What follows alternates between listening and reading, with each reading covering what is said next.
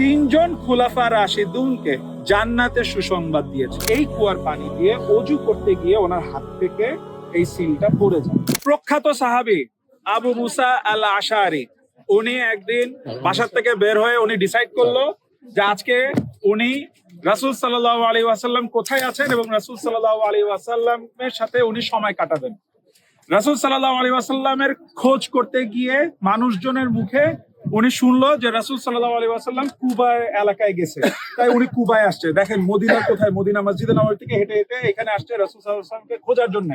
এখানে এসে ঘটনাচক্রে রাসূল সাল্লাল্লাহু আলাইহি ওয়াসাল্লামকে এই জায়গায় পেয়েছিলেন। এই জায়গায় একটা কুয়া ছিল, এই কুয়াটা খেজুর গাছের পাতা দিয়ে ঘেরা ছিল, মানে একটু ঘেরাও দেওয়া ছিল। সো রাসূল সাল্লাল্লাহু আলাইহি ওয়াসাল্লামের কাছে গিয়ে উনি বললেন, ইয়া রাসূলুল্লাহ, আজকে আমি আপনার পাহারাদার হতে চাই। রাসূল সাল্লাল্লাহু আলাইহি ওয়াসাল্লাম তাকে অনুমতি দিলেন। So this is how the Sahabas used to, dedicate their lives and spend their lives for the sake of Islam. মানে তাদের কাছে হয়তো কিছু ছিল না, বাট উনি বলছে আচ্ছা ঠিক আছে আমি আমার জান দিয়ে পাহারাদার দিব। বিকজ তখনকার সিকিউরিটি সেফটি কিন্তু এখনকার মতন ছিল না, তাই না? হতে পারে যে কোনো টাইমে কেউ অ্যাটাক করতে পারে। সো এইরকম কনসেপ্ট ছিল যে যে আজকে ফ্রি হইতো বা যার পক্ষে সম্ভব হইতো সে বলতো আজকে আমি রাসূল সাল্লাল্লাহু আলাইহি ওয়াসাল্লামকে আমি গার্ড দিব। কেউ রাতে দিত, কেউ দিনে দিত, এরকম। সো রাসূল সাল্লাল্লাহু আলাইহি ওয়াসাল্লামকে এখানে যখন পায় তখন বললো যে আমি আজকে আপনাকে আপনার গার্ড হিসাবে কাজ করতে চাই আজকে সারাদিন। উনি অনুমতি দিল। অনুমতি দেওয়ার পরে তার কিছুক্ষণ পরে আবু বকর রাদিয়াল্লাহু আনহু খুঁজতে খুঁজতে রাসূল সাল্লাল্লাহু আলাইহি ওয়াসাল্লামকে খুঁজতে খুঁজতে এই জায়গায় আসছে। ঠিক আছে, তখন আবু বকর রাদিয়াল্লাহু আনহু ভেতরে যাওয়ার অনুমতি চাইলেন। আবু মুসা আল আশআরী তাকে তো থামাইলো, কারণ উনি গার্ড। তখন উনি ভিতরে গিয়ে রাসূল সাল্লাল্লাহু আলাইহি ওয়াসাল্লামকে জানাইছে যে ইয়া রাসূলুল্লাহ, আপনার সাথে দেখা করার জন্য আবু বকর এসেছে। রাসূল সাল্লাল্লাহু আলাইহি ওয়াসাল্লাম বলে তাকে অনুমতি দেওয়া হইল এবং তাকে সুসংবাদ দাও জান্নাতের, জান্নাতের সুসংবাদ দাও। সো আবু মুসা আল আশআরী উনি বের হয়ে আবু বকরকে অনুমতি দিলেন এবং বললো যে আপনাকে রাসূল সাল্লাল্লাহু আলাইহি ওয়াসাল্লাম জান্নাতের সুসংবাদ দিয়েছে। আবু বকর রাদিয়াল্লাহু আনহু ভেতরে গেলেন। বাই দ্য ওয়ে, রাসূল সাল্লাল্লাহু আলাইহি ওয়াসাল্লাম এই জায়গায় দেখেছেন কুয়াটা কত ছোট। কুয়াটার ভেতরে ওনার দুই পা ভেতরে দিয়ে উনি বসেছিলেন। হি ওয়াজ চিলিং, মানে দুই পা ভেতরে দিয়ে উনি রিল্যাক্স করতেছিল। আবু বকর রাদিয়াল্লাহু আনহু আসলো।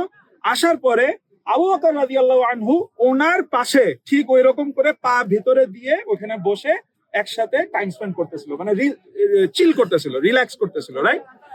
তার কিছুক্ষণ পরে ওমর রাদিয়াল্লাহু আনহু, ওমর বিন খাত্তাব রাদিয়াল্লাহু আনহু, উনিও রাসূল সাল্লাল্লাহু আলাইহি ওয়াসাল্লামকে খুঁজতে খুঁজতে খুঁজতে খুঁজতে এই জায়গায় আসছে। এসে ওনার অনুমতি চাইলো যে আমি রাসূল সাল্লাল্লাহু আলাইহি ওয়াসাল্লামের সাথে দেখা করতে চাই। আবু মুসা আল আশআরী ভেতরে গিয়ে বলল, ইয়া রাসূলুল্লাহ, ওমর রাদিয়াল্লাহু আনহু, ওমর বিন খাত্তাব এসেছে আপনার সাথে অনুমতি চাচ্ছে ভেতরে আসার জন্য। বলল তাকে অনুমতি দেওয়া হইলো এবং তাকে জান্নাতের সুসংবাদ দাও। তখন ওমর রাদিয়াল্লাহু আনহু ভেতরে আসলো। ভেতরে এসে কুয়াটা কিন্তু ছোট, রাসূল সাল্লাল্লাহু আলাইহি ওয়াসাল্লামের আরেক সাইডে গিয়ে বসলো পা ভিতরে দিয়ে। ঠিক আছে, পা ভিতরে দিয়ে দে ওয়ার চিলিং। এখন তার কিছুক্ষণ পরে ওসমান রাদিয়াল্লাহু আনহু আসছে। ওসমান রাদিয়াল্লাহু আনহু এসে একই ভাবে অনুমতি চাইছে যে ওসমান রাদিয়াল্লাহু আনহু ভেতরে আসতে চাচ্ছে। রাসূল সাল্লাল্লাহু আলাইহি ওয়াসাল্লাম তাকে বলল, তাকে অনুমতি দেওয়া হইলো এবং তাকেও জান্নাতের সুসংবাদ দাও।